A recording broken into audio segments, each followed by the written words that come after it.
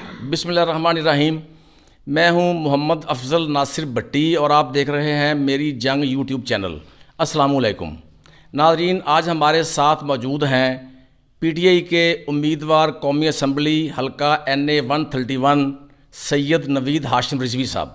आज हम उनसे बात करेंगे उनकी सियासत के बारे में, तर्ज़ सियासत के बारे में, उनकी कैंपेन के बारे में, और ये भी पूछेंगे वो सियासत में कब आए, कैसे आए, सियासत का आगाज़ कैसे किया और आजकल वो कैसे उम्मीदवार बन गए कौमी असम्बली के, और उनको कितनी उम्मीद है कि उनको टिकट मिलेगा और वो इलेक्शन जीतेंगे। जी रिजवी साहब, अस्सलाम वालेकुम जी। आप पहले मुझे बताएं कि आपने सियासत का आगाज़ कब किया और कैसे किया। साहब, सियासत का आगाज़ मेरा तो मेरे से पहले मेरी वालदा से शुरू हुआ था। मेरे वालिद मरहूम फ़ौज में थे, ब्रिगेडियर थे, जज एडवोकेट जनरल के ओहदे पे थे। रिटायरमेंट के बाद हमारी यहाँ ज़मीनें हिमोवाला कसूर के करीब गांव है, वहाँ के जब रहना शुरू किया तो लोगों की छोटे छोटे मसाइल होते थे और बहुत जुल्म सितम होता था लोगों पे। तो वो वालिद और वालदा के पास वो उनकी मावनत करते थे। तो इसी तरह वक्त गुजरता गया। फिर पहली दफ़ा मेरी वालदा 1979 में डिस्ट्रिक्ट काउंसिल की मेंबर बनी। वो उस वक्त रिज़र्व सीट पे आई थी। फिर 1983 में वो उन्होंने ओपन इलेक्शन कॉन्टेस्ट किया और उनके मुकाबिल थे मरहूम मलिक मोहम्मद खाई साहब। इलेक्शन कौन सा था? ये लोकल बॉडीज़ का था। उस ज़माने में ना कोई प्रोविंशियल असेंबलीज थी ना नेशनल असेंबलीज थी। ये उनका ज़ियाउल हक का दौर था, उसमें सिर्फ लोकल बॉडीज़ ही थी। और उस वक्त जो लोकल बॉडीज़ का एक एक जो हल्का था वो इस वक्त 3-4 यूनियन काउंसिल्स के बराबर था। बहरहाल लुबे-लुबाब ये है कि लोगों की शफकत और अम्मा ने जो उनसे एक, मैं कहूँगा कि वालदा की तरह किरदार अदा किया, लोगों ने अम्मा को वोट दिए और अम्मा कामयाब हुई।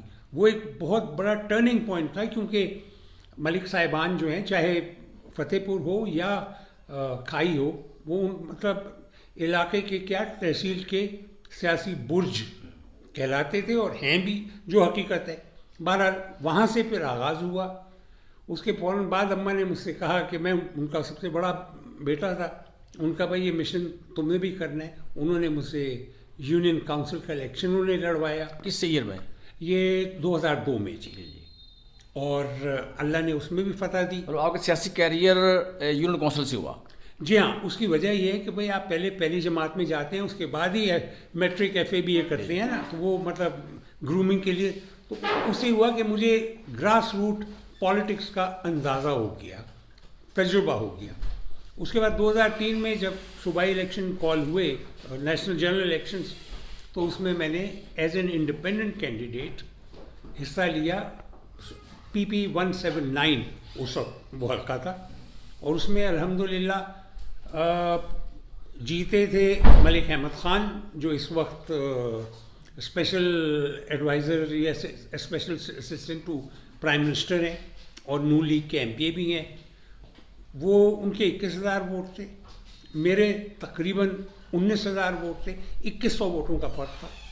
तीसरे नंबर पे सरदार मोहम्मद सैन डोगर थे, वो PPP के टिकट पे लड़ रहे थे, डिस्ट्रिक्ट प्रेसिडेंट थे। उनके 13,500 थे। मतलब आप दूसरे नंबर पे आप आए थे? मैं दूसरे नंबर पे मैं था। चौथे नंबर पे सरदार फारूक थे, सरदार आसिफ अहमद अली मरहूम, उनके छोटे भाई, उनके तकरीबन 6,500 वोट थे।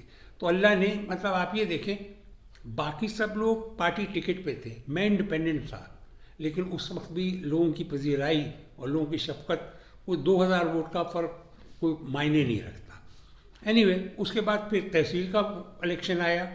उसमें भी अल्हम्दुलिल्लाह मैं इंडिपेंडेंट था, और मलिक रशीद साहब जो इस वक्त MNA हैं नून लीग के, वो उस वक्त काफ लीग के नुमाइंदे थे। इलेक्शन कौन सा था? ये लोकल बॉडीज़ का था। जिला नाज़िम का, तहसील नाज़िम का था? ये जिला नाजिम, तहसील नाजिम दोनों का इलेक्शन। आप कौन से कैंडिडेट थे? मैं तहसील नाजिम के लिए था और मेरे मद्दे मुकाबिल थे मलिक रशीद। आप तहसील नाज़िम कसूर के लिए थे? जी, तहसील नाजिम कसूर के। और ये भी मैं बताता चलूँ कि कसूर तहसील पंजाब की सबसे बड़ी तहसीलों में से एक है। इसकी 55 यूनियन काउंसिल्स थी। कई डिस्ट्रिक्ट्स ऐसी हैं पंजाब की जिनकी यूनियन काउंसिल की तादाद इससे कम है, मतलब बहुत सी डिस्ट्रिक्ट से बड़ी थी ये। उस वक्त कोट राधा कृष्ण और कसूर एक ही तहसील थी। बहरहाल उसमें मतलब मुकाबला हुआ, बहुत लोगों ने देखा है उस वक्त। अल्हम्दुलिल्लाह एक तो सबसे बढ़ के अल्लाह की मतलब फजल था, दुनियावी लिहाज से लोगों की शफकत और मोहब्बत थी। और फिर जब हमसे इलेक्शन छीनने की कोशिश की गई तो वहाँ फिर जाहिर है शरीफ ज़रूर हूँ, कमज़ोर नहीं हूँ। वहाँ हमने अपना हक लिया, दुनिया ने देखा, मतलब सारी ताकतें including DPO, DCO, chief minister house सब मुखालिफ थे, लेकिन उसके बावजूद आखिरी वक्त तक लड़के हमने अपना हक लिया और फिर 5 साल दिल जमा के लोगों की खिदमत की। उसके बाद जो 2013 का इलेक्शन था उसमें भी मैं एज एन इंडिपेंडेंट था और उसमें मेरे 14,000 वोट थे और PTI के जो थे कैंडिडेट टिकट होल्डर उस वक्त उनके 22,000 वोट थे।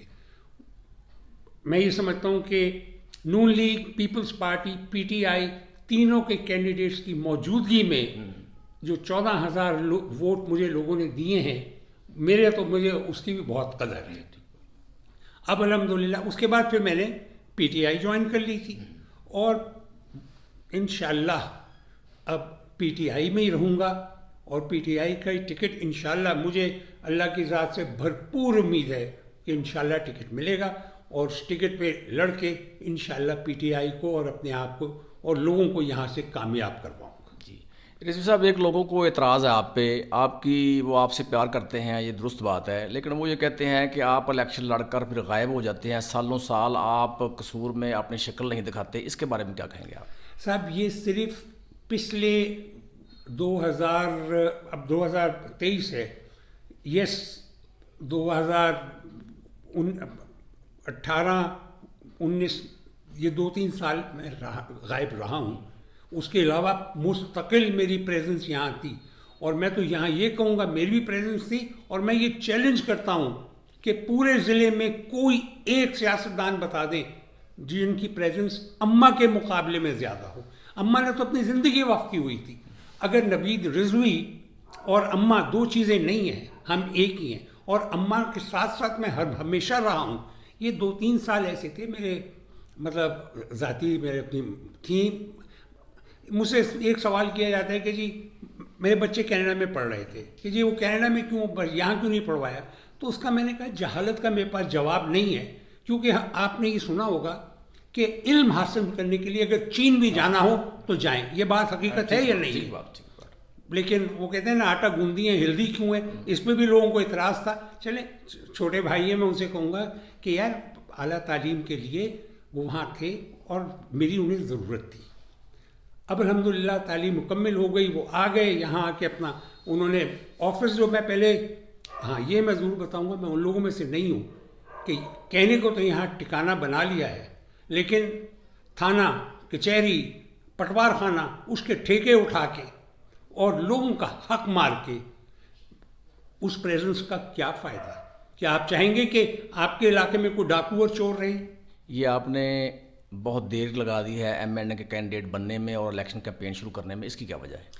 साहब इसकी 2 वजूहत हैं। एक तो ये कि मुझे ये पता है कि यहाँ मजमूई तौर पे अगर 2 धड़े हों, एक नून लीग या PDM और दूसरा धड़ा जिसमें मैं भी हूँ और दीगर हमारे साथी हैं, अगर हम में आपस में तफरका ना हो तो PDM कहीं करीब भी नहीं लगती।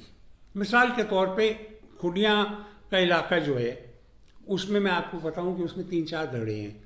एक वो मलिक साहिबान का धड़ा है, एक सरदार आसिफ अहमद अली साहब मरहूम उनका धड़ा है, एक सरदार मोहम्मद हुसैन का धड़ा है, एक अम्मा और उनके बेटे का धड़ा है।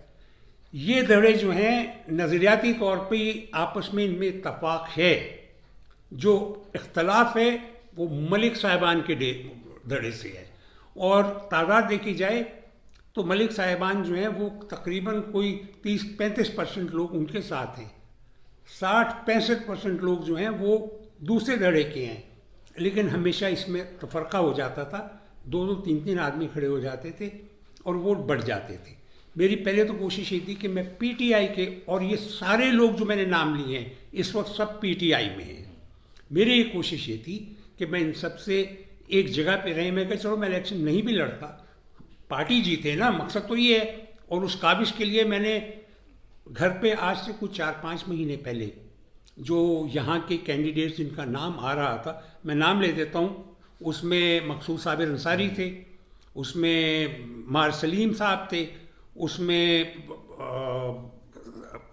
प्रोफेसर हाजी डोगर साहब थे, जावेद बेटू थे, नासरा मेव थी, बख्तियार कसूरी और सरदार आसिफ अहमद अली मरहूम, उनके साहबजादे बैरिस्टर मोहम्मद अली। उनको मैंने घर पे बुलाया सबको, और मैंने कहा एक 1 पॉइंट एजेंडा है, आप लोग अपनी कोशिश करो टिकट के लिए, लेकिन जब टिकट मिल जाए तो सब उसके पीछे लग जाओ। लेकिन मुझे अफसोस से कहना पड़ता है कि मुझे खातिर खा डेवलपमेंट नज़र नहीं आई। एक तो ये थी, जो मेरा मकसद था लोग जोड़ने का, वो नहीं हो रहा था। फिर साथियों ने कहा कि भाई अब आप भी खुद कैंडिडेट बनो, जोड़ तो नहीं पा रहे। दूसरा मैं इंतज़ार कर रहा था, मेरा साथी या दोस्त है बख्तियार कसूरी, उसने अभी तक क्लियर नहीं किया था कि वो किस हल्के से आएंगे। लेकिन जब मुझे अंदाज़ा हो गया कि वो खुडियाँ नहीं छोड़ना चाहते, वो इंतज़ार कर रहे हैं कि खुडियाँ और कोट राधा कृष्ण जो ये हल्का बना हुआ है, ये उन हाई कोर्ट में गए हुए हैं और वो अभी तक फैसला नहीं हुआ, और ज़बान खल्क की है कि वो फैसला बदलेंगे भी नहीं, वो ही रहेंगे हल्के जो इस वक्त मौजूद हैं, और वो हैं मुस्तफ़ाबाद और कसूर और कोट राधा कृष्ण और खुडियाँ। तो मुझे पता था कि वो यहाँ से इलेक्शन नहीं लड़ेंगे। आप उसका वेट कर रहे थे? तो मैं वेट कर रहा था क्योंकि मेरा दोस्त था, मैं तो ये वजूहत थी। लेकिन जब हमारे साथियों ने, मैंने प्रेस कॉन्फ्रेंस की थी, आपने शायद देखी हो, उसमें जब सब ने कहा, जिसमें नाज़मीन, नायब नाज़मीन, एक्स MPs, उन्होंने कहा कि भाई नहीं इलेक्शन लड़ो, हम आपके साथ हैं, तो फिर मेरा मतलब दिल भी मतलब हौसला बढ़ा और मैंने अनाउंस कर दिया। और अब इंशाल्लाह इलेक्शन लड़ूंगा ही नहीं, इंशाल्लाह सीट पीटीआई के लिए जीतूंगा। गुड। अच्छा रिजवान, ये बताएं कि आपकी कौन सी सियासी खिदमात हैं, चाहे वो एज ए तहसील लाजम थी, या कौन सी बेसिस है, क्या बुनियाद है आपकी जिसकी बुनियाद पे आप समझते हैं कि आपको टिकट मिलेगा? पहले इसका जवाब दे दें प्लीज़। साहब देखिए, आपने टिकट मिलेगा, मैं समझता हूँ कि टिकट अवॉर्ड करने के लिए 2 बेसिक चीज़ें हैं। एक तो ये है कि पार्टी ये देखेगी कि टिकट उसे दें जिसके जीतने के इम्कान ज़्यादा हो, बेसिक चीज़ यही है। और उसमें क्या लवाजमात हैं?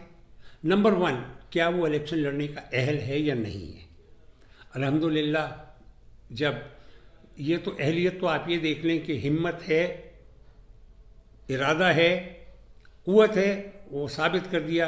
अम्मा ने जो, फिर मैं कहूँगा कि ज़िले के जो सियासी बुर्ज हैं उन्हें हराया, और उस वक्त हराया जब वो बरसरे इक़्तिदार थे। जब मलिक रशीद साहब से मेरा इलेक्शन हुआ तो उस वक्त काफ लीग का टोटल कंट्रोल था, तमाम जो आपको बताऊँ इदारे सब कुछ बैकअप कर रहे थे। उन हालात में भी अल्हम्दुलिल्लाह, और मैं इंडिपेंडेंट था, अल्लाह ने फतह दी थी। तो मैं समझता हूँ कि पार्टी के लिए एक तो ये चीज़ है कि भाई ये आदमी है, और जहाँ तक रिसोर्स का ताल्लुक़ है तो अल्लाह का दिया हुआ है। और मैं सोचता हूँ कि अगर अल्लाह की राह में खिदमत के लिए लगाना भी पड़े तो वो भी एक कार्य सवाब है। दूसरा, एरिया में रेपुटेशन, लोग जितनी सपोर्ट अल्हम्दुलिल्लाह इस वक्त मुझे है, मैं चैलेंज करता हूँ कि कोई आदमी दूसरा दिखा दे, एक्स नाज़मीन, नायब नाज़मीन, काउंसलर्स, अल्हम्दुलिल्लाह, क्योंकि उनसे मेरा इंटरेक्शन रहा तहसील आज़म की हैसियत से, और उनसे उनकी खिदमत की है, तो वो उस लिहाज से भी हम, अगर मेरिट पे देखा जाए तो दोनों चीज़ें हैं, उसमें मैं औरों के मुकाबले में ज़्यादा बेहतर कैंडिडेट हूँ। 4 इलेक्शंस लड़े हैं। दूसरी तरफ जो हमारे मुखालिफ हैं उन्होंने एक यूनियन काउंसिल का इलेक्शन लड़ा है। जहाँ तक लोगों में रीच का ताल्लुक़ है, अल्हम्दुलिल्लाह कोई ऐसी यूनियन काउंसिल नहीं है जहाँ मेरा ताल्लुक़ वास्ता ना हो। और इसी बिना पे बहुत से लोग हैं जो इस वक्त नून लीग में हैं, पीपल्स पार्टी में हैं, उन्होंने मुझे ये एश्योरेंस दिलाई है और ये कहा है कि हम आपके साथ नंगे चिट्टे सपोर्ट करेंगे। पार्टी हमारी अलहदा है, लेकिन आपकी ज़ात जो है हम खुल्लम खुला आपको करेंगे। तो यही वजूहत है जिसकी वजह से मैं इतना कॉन्फिडेंट हूँ कि इंशाल्लाह टिकट भी मिलेगा और इंशाल्लाह इलेक्शन भी जीतेंगे।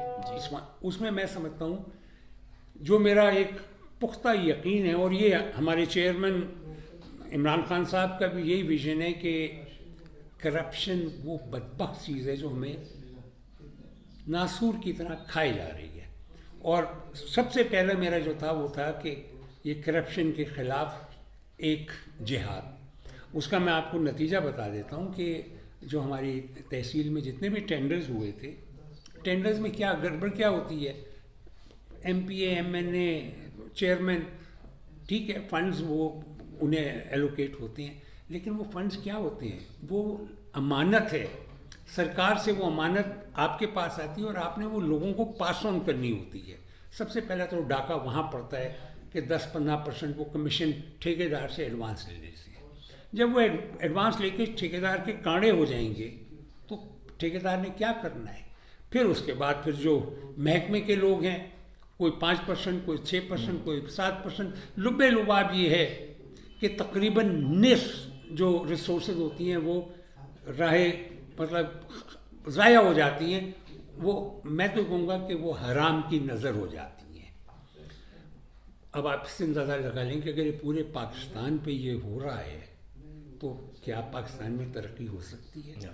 और अगर इस चीज़ को मैं कहता हूँ चलें ख़त्म नहीं होती, अगर ये इसमें बतदरीज कमी आती है तो उसका कितना मुस्बत असर होगा। ये जो महरूमी है ये लोगों की रफ्ता रफ्ता दूर हो जाएंगी।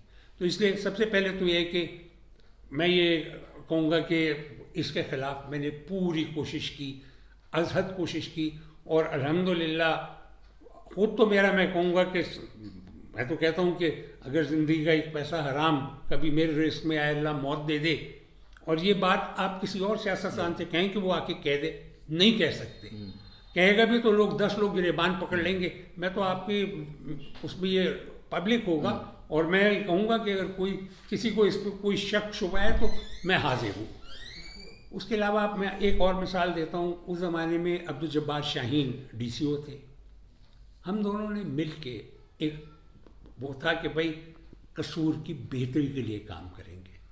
और आपने देखा कि एक मिसाल है कि पहले बारिश होती थी, चंद कतरे गिरते थे तो शहर जो है स्विमिंग पूल बन जाता था। नालों की सफाई कहने को तो बहुत छोटी चीज़ है, लेकिन लोगों को रिलीफ कितना मिला।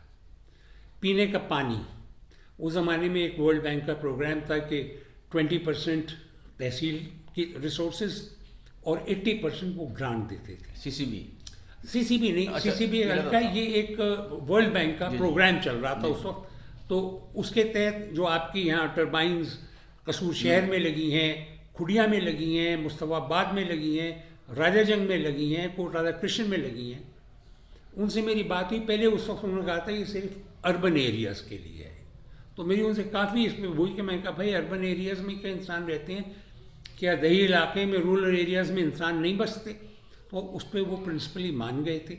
उसके लिए मैं वो कहते हैं ना 1-1 रुपया जमा कर रहा था। और जब तहसील हमारा टेन्योर ख़त्म हुआ है उस वक्त 21 करोड़ रुपए तहसील के अकाउंट में थे। और वो 21 करोड़ इसलिए बचाए थे कि 20-21 करोड़ ये होंगे, 80 करोड़ हमें वर्ल्ड बैंक से मिलेगा, 1 अरब रुपए में पूरी तहसील में पीने का साफ पानी लोगों को मौसर होगा।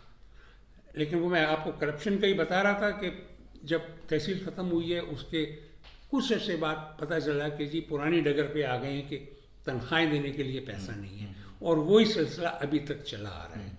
तो मैं तो इसका मेरा यकीन है कि अगर जो अमानत है जो आपके पास आती है, अगर आप उस अमानत को लोगों तक उनकी दहलीज तक पहुंचा दें तो काफ़ी मसाइल हल हो जाएंगे। ये उसके अलावा और ये था कि कब्ज़ा ग्रुप था, जगहों पे कब्ज़े करते थे। मैं आज भी 2 जगहें कसूर की ऐसी हैं जो कब्ज़ा ग्रुप के ख़िलाफ़ मैं जंग नहीं कहूँगा, जिहाद कर रहा हूँ। और बल्कि उस पर आप एक सेपरेट प्रोग्राम कर लें तो मैं समझता हूँ कि मैं कसूर वालों को बता सकूँगा कि कौन मुलव्विस हैं, क्या हो रहा है, फैसला उन पे छोड़ना है। करेंगे इंशाल्लाह। बिल्कुल। अच्छा, आप एक ये बताएं अब हमें कि आप कितने कॉन्फिडेंट हैं कि एमएनए का, पीटीआई का NA-131 का टिकट आपको मिलेगा, और अगर टिकट नहीं मिलता तो क्या आप इलेक्शन लड़ेंगे? दो सवाल हैं। पहला कि कितने कॉन्फिडेंट हूँ, तो मैं अल्हम्दुलिल्लाह मैं कहूँगा मैं 99.9% कॉन्फिडेंट हूँ। कॉन्फिडेंस की वजह क्या है? मैं समझता हूँ कि मेरिट पे मैं डिज़र्व करता हूँ। जहाँ तक लोगों की मोहब्बत शफ़क़त है, जो विद इन द पार्टी और लोग ख्वाहिशमंद हैं, अल्हम्दुलिल्लाह जो मेरी वालदा ने 40-45 साल लोगों की खिदमत की है, जो मैंने भी उनके मतलब साथ मिल के लोगों की खिदमत की है, 5 साल तहसील नाज़िम बन के खिदमत की है, मुझे पता है कि लोगों के दिल में मेरी क्या कदर है, अम्मा की क्या कदर है। तो एक तो ये वजह है, और दूसरा ये है कि अगर आप रेपुटेशन देख लें तो ये, मैं औरों के बारे में कुछ नहीं कहूँगा, अपने बारे में इतना कहूँगा कि मैं वो खुला आदमी हूँ कि मैं कहता हूँ कि किसी को भी कोई अगर मैंने ज्यादती की हो, रिश्वत खाई हो, कब्जा किया हो, किसी का झूठा पर्चा करवाया हो, तो मैं जनाब आज भी सरबखम में हाजिर हूँ। तो ये अल्हम्दुलिल्लाह यही मेरिट्स होते हैं, इसकी वजह से आई एम कॉन्फिडेंट कि टिकट मुझे मिलेगा। दूसरा जीतने का, तो मैं ये कहूँगा कि कौन सी यूनियन काउंसिल ऐसी है जहाँ मेरा ताल्लुक वास्ता नहीं है, बल्कि वो लोग जो नून लीग के साथ लगे हुए थे उनका कहना यह है कि आपका माजी, आपकी वालदा का माजी शफाफ है, खिदमत गुजार रिकॉर्ड है, तो हम पार्टी से हट के आपकी हद तक अगर आप इलेक्शन खड़े होते हैं तो हम आपको ज़रूर कामयाब करेंगे। ये मतलब आप कसूर में या गिरदो नवा में ये आप पूछ लीजिएगा। नंबर 2, आपका सवाल ये था कि अगर टिकट ना मिला तो उसका मैं कहूँगा, अव्वल तो आई एम 99.9% श्योर इंशाल्लाह टिकट मुझे मिलेगा। आपके सवाल के जवाब में अगर खुदा न खास्ता नहीं मिलता तो जो भी पीटीआई का कैंडिडेट होगा वो उसका इलेक्शन में अपना इलेक्शन समझ के लड़ूँ। Good, very good, well done. अच्छा, दूसरा सवाल ये है रिजवी साहब के, जैसा कि आपको मालूम होगा कि ज़िला कसूर के जो 4 कौमी असम्बली के हलके हैं, उनमें से सबसे जो टफ़ हलका है, जो चैलेंजिंग हलका है पीटीआई के लिए, जो मुश्किल तरीन हदफ है, वो है NA-131। तो आप कैसे कॉन्फिडेंट हैं कि एक तरफ 80,000 मार्जिन से एमएनए नून लीग का जीतता है, उससे पहले 75,000 से 70,000 से जीतता है, इतना गैप ख़त्म करना कैसे ख़त्म करेंगे और कैसे जीतेंगे इलेक्शन आप? उसकी एक सिंपल सी वजह ये है, कसूर में तो मैं 5 साल रहा हूँ ना, लोगों से रोज़ इंटरेक्शन होता था। आपको मालूम होना चाहिए कि तहसील का कोई चेक जो होता है वो तहसील नाजिम, डिस्ट्रिक्ट नाजिम चेक नहीं साइन करता, तहसील नाजिम को खुद हर चेक खुद साइन करता है और उस पर काउंटर साइन होते हैं टीएमओ के। तो वो तहसील रुक तो नहीं सकती थी, तो मेरी यहाँ प्रेजेंस तकरीबन हर रोज़ ज़रूरी थी। 5 साल खिदमत की है और लोगों से एक ज़ाती ताल्लुक़ पैदा हो गया है। पहले जो आप कह रहे हैं डिफरेंस था वो बिल्कुल था, लेकिन अल्हम्दुलिल्लाह जो एक ज़ाती ताल्लुक़ है, एक तो वो बहुत बड़ा रीज़न है जो मुझे कॉन्फिडेंस है। दूसरा ये अल्हम्दुलिल्लाह पीटीआई का मजमूई तौर पे पूरे पाकिस्तान में एक लोगों का जो थॉट प्रोसेस है वो चेंज हो गया है। एक मिसाल ले लीजिए आप, लाहौर भी तो नून लीग का गढ़ समझा जाता है। बाई इलेक्शंस में चाहे वो सूबे के हों नेशनल के हों, 75% रिजल्ट पीटीआई का पॉजिटिव था, जबकि पहले ये ऐसा नहीं था। तो एक जनरल ट्रेंड है, अब लोगों में शऊर आ गया है, और मैं कहता हूँ ये क्रेडिट जाता है इमरान खान और पीटीआई को कि लोगों को अंदाज़ा हो गया है कि उनकी हक तलफी कितनी हो रही थी, और उन्हें ये भी पता है कि अपना हक हासिल करने के लिए उन्हें खड़ा होना पड़ेगा, वरना वो कहते हैं खोना पैदा है कोई हथों नहीं देता। एक ये बात है जी। रिजवी साहब, आप ये बताएं कि क्या आप बरादरी पे यकीन रखते हैं, और क्या आप ना आरई हैं, ना कम्बो हैं, ना अंसारी हैं, तो जो बड़ी बरादरियां हैं उनमें से आपका तल्लक नहीं है, आप सैयद हैं, तो सैयदों का तो वोट बैंक बहुत कम है इधर, तो कैसे फिर आप इसको मैनेज करेंगे, इलेक्शन कैसे जीतेंगे बरादरीज़म के हवाले से? साहब आपने तो ये बरादरी की बात की, मैं थोड़ी इससे दर्जा बंदी की भी बात करता हूँ। मैं अव्वल तो मैं समझता हूँ कि हम सब मखलूक खुदा हैं। उसके अलावा एक ही सफ में खड़े हो गए महमूद व अयाज, ना कोई बंदा रहा ना बंदा नवाज। ये बरादरी का और ये सब पुरानी बातें हैं। अब ज़माना आगे बढ़ गया है। क्या मेरा सगा भाई अगर मेरे गले पे छुरी पर आएगा तो मैं उसे सगा भाई मानूंगा? बरादरी तो दूर की बात है, मैं तो कहता हूँ कि सगा भाई भी अगर ज्यादती करेगा। अब लोगों ने देख लिया है पीटीआई और नून लीग ने क्या किया है, और उससे लोगों की चीखें निकल गई हैं। और बदकिस्मती से मुझे अफसोस के साथ कहना पड़ता है, हर आने वाला दिन जो है वो लोगों के लिए ज़्यादा मुश्किल होता जा रहा है। महंगाई अरूज पे है, नया बजट आ गया है, मिनी बजट आया है, पर यहाँ चीज़ ख़त्म नहीं होगी। कल 20 रुपये पेट्रोल बढ़ा है, आइंदा आप चंद दिनों में देखेंगे और बढ़ेगा, और हर चीज़ बढ़ेगी। तो क्या आप लोग बरादरी को देखेंगे या वो देखेंगे कि भाई हमारे घर का चूल्हा नहीं जल रहा है? तो इसलिए मतलब मैं समझता हूँ कि, और दूसरा मेरे केस में तो ये चीज़ साबित शुदा है, जब तहसील नाजिम का इलेक्शन जीता था तो वो मैं भी वही सैयद था, वही बरादरी थी, उन्होंने ही वोट दिया था। जब यूनियन काउंसिल का जीता जब भी वही था, और जब 19,000 वोट मैंने एज एन एमपीए लिए तो उस वक्त भी वही बरादरी थी। लेकिन अब ज़माना तब्दील हो गया है। जब आप इलेक्शन जीत जाते हैं तो आप क्या इस्लाहात लाएंगे, आवाम के लिए क्या करेंगे, अपने हल्के के लिए ख़ास तौर पर? साहब अब ये पहला सवाल है। ये पहले तो मुकामी हालात तक ही मैंने अपने आप को महदूद रखा हुआ था, लेकिन क्योंकि नेशनल असेंबली का कैंडिडेट हूँ तो मैं समझता हूँ मेरी दो चीज़ें जो मेरे जहन में इंतहाई परेशान कुन हैं, वो ये है कि पाकिस्तान की सिमत क्या है। मेरी नाक़िस राय में, मैं खुदा करे मैं गलत हूँ, लेकिन मुझे ये शिद्दत से एहसास हो रहा है कि हमसे दो ऐसे काम करवाए जाएंगे जो पाकिस्तान के इंटरेस्ट के ख़िलाफ़ हैं। अच्छा, एक तो एनपीटी, न्यूक्लियर एसेट्स पे आपको या ड्यूल कंट्रोल या उसकी तल्फी, और दूसरा है सी पैक से रोल बैक। क्योंकि इस वक्त इंटरनेशनली जो एक दो हाथियों में जंग हो रही है वो अमेरिका और चाइना। ठीक है।